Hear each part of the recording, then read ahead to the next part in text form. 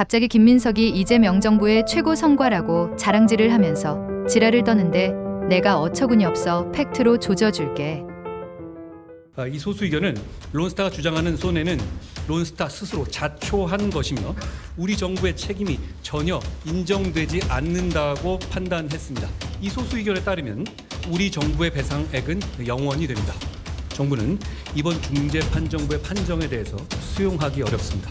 중재판정부의 소수 의견이 우리 정부의 의견을 그대로 받아들여서 정부의 책임을 전혀 인정하지 않은 것만 보아도 이번 판정은 절차 내에서 끝까지 다퉈볼 만하다고 생각합니다. 정부는 취소 신청 등 후속 조치를 적극적으로 검토하겠습니다. 정부는 대한민국 국민의 피 같은 세금이 단 한 푼도 유출되지 않아야 한다는 각오로 끝까지 최선을 다하겠다는 말씀드리겠습니다.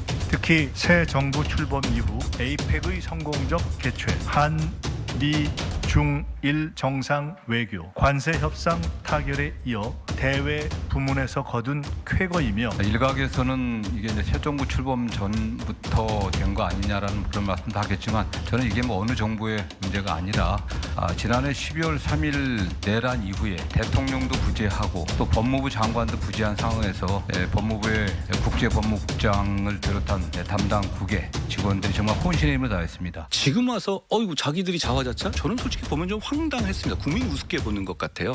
13년 만에 론스타 소송에서 대한민국이 승소했다는 기쁜 소식, 그리고 4천억을 배상하지 않아도 된다는 기쁜 소식을 들으면서 이재명 대통령의 외교적인 성과와 더불어서 더욱 빛나게 된 대한민국을 또 자랑스럽게 생각합니다.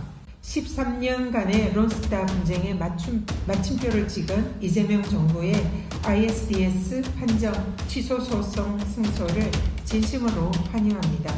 배상금 0원이라는 기적 같은 결과를 이끌어낸 정부 당국과 실무진들에게 깊은 경의를 표합니다. 민주당은 그때 왜 반대했는지 반성하고 국민께 사과해야 합니다.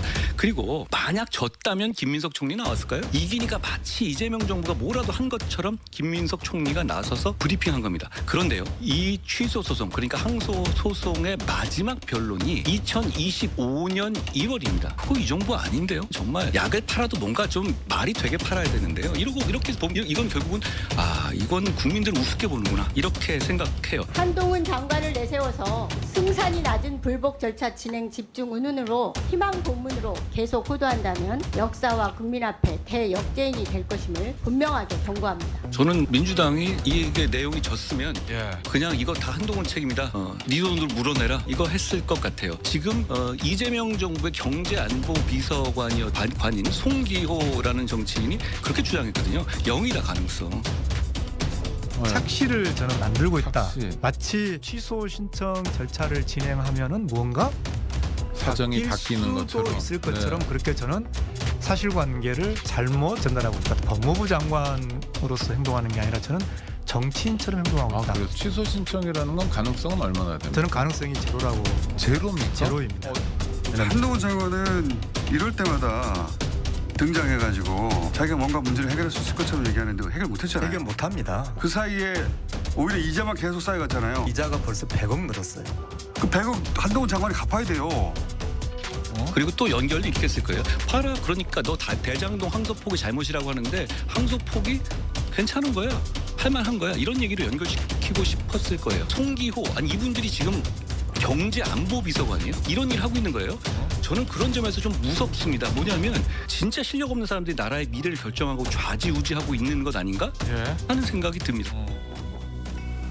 외환은행이 무죄가 나온 이유를 알고 계신가요? 검찰에서 기소를 잘못했기 때문입니다.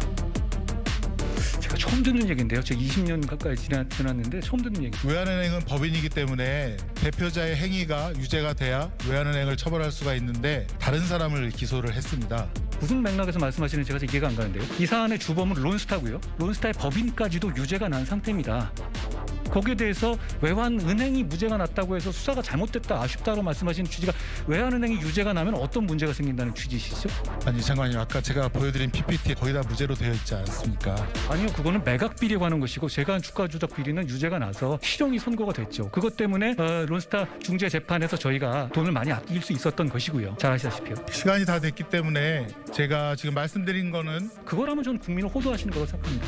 의원님, 제가 10년 동안 나름대로 인생을 걸고 한 사건입니다. 모래알 같은 부분까지 다 기억하고 있거든요. 제가 보기에 잘못 보신 것 같습니다.